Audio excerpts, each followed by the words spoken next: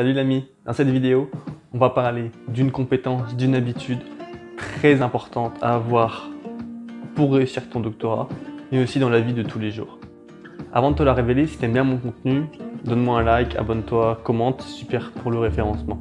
Sur cette chaîne, je poste toutes les semaines une vidéo sur ce que j'apprends pendant mon doctorat, je donne des conseils pour la rédaction, pour lire des articles, etc.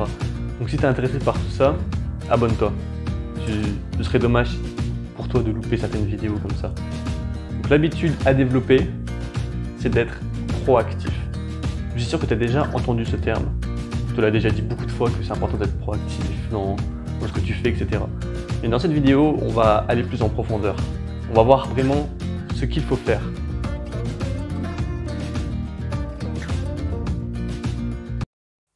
En premier temps, je pense que c'est important de se rappeler pourquoi on est qui on est. Tu es qui tu es grâce à tes gènes, grâce à ton développement, dans le ventre de ta mère ou dans ton enfance, dans ton adolescence, et dans ton environnement actuel, tes amis, ta famille, ton travail. Ces trois composants font de toi la personne que tu es aujourd'hui. Et tout ça fait que tu vas répondre différemment à des stimuli. Si tu vois un ours, réponse physiologique, c'est ton cœur qui va commencer à battre, c'est la fight or flight response. Donc soit tu vas courir pour t'enfuir, soit tu vas affronter le danger.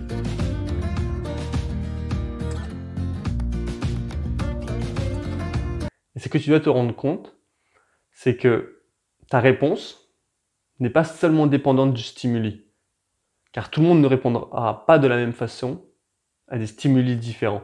Et ça va dépendre de leur gène, de leur développement et de leur environnement. Ça va dépendre de qui ils sont. Tout le monde va répondre différemment. Certaines personnes vont répondre en affrontant, certaines personnes en s'enfuyant. Et c'est important que tu te rendes compte que tu as une liberté de choisir.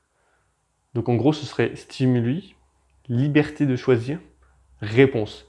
Et dans ta liberté de choisir, tu vas avoir plusieurs composants.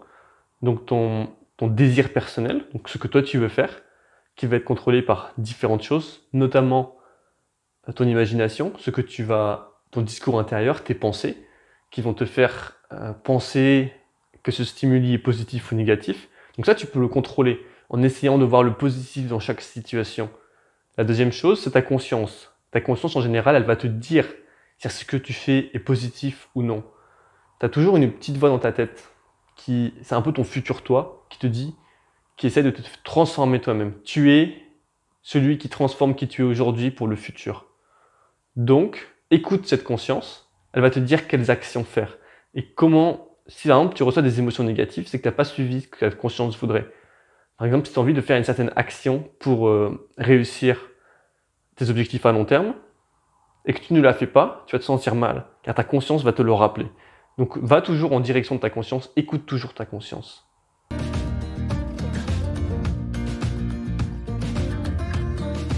Maintenant, on va aller un peu plus en profondeur de voir qu'est-ce que c'est qu'être proactif. La première chose, c'est que tu n'es pas vraiment influencé par ton environnement. Car tu as le stimuli, la réponse, mais tu contrôles cette réponse.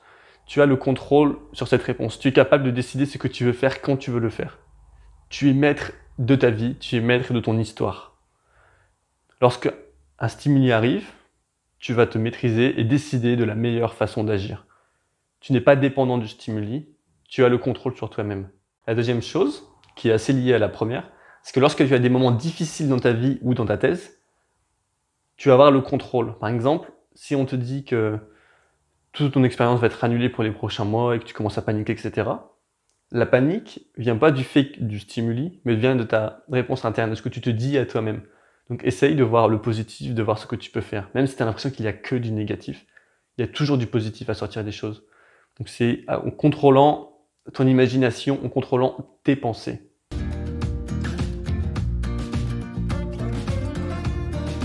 La troisième chose, pour comprendre la proactivité, c'est que tu agis. Tu as compris que tu es responsable de ta propre vie et que tu es la personne qui est la solution à tes problèmes. Tu es la solution à tes problèmes. Donc au lieu de voir tes problèmes et de vouloir te lamenter dessus, tu es actif et tu cherches des solutions. Comment résoudre ce problème?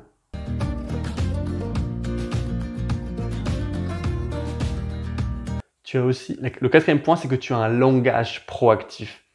Tu choisis de rédiger, tu choisis de travailler sur cette expérience, tu choisis de sourire, tu choisis d'être gentil avec tes collègues, tu choisis de travailler sur ce projet ou non. Le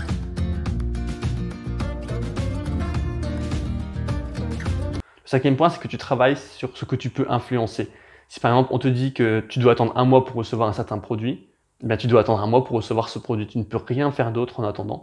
Donc tu l'acceptes. Tu ne vas pas te détruire intérieurement à cause de ça.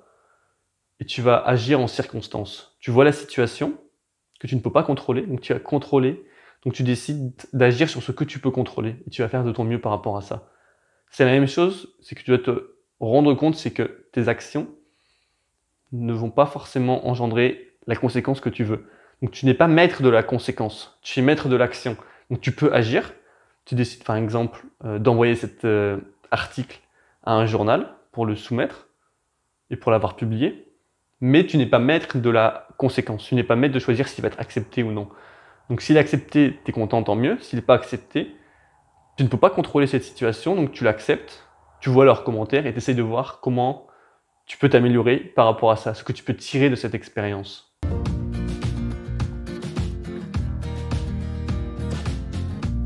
Quelqu'un de proactif, c'est aussi quelqu'un qui va reconnaître ses erreurs.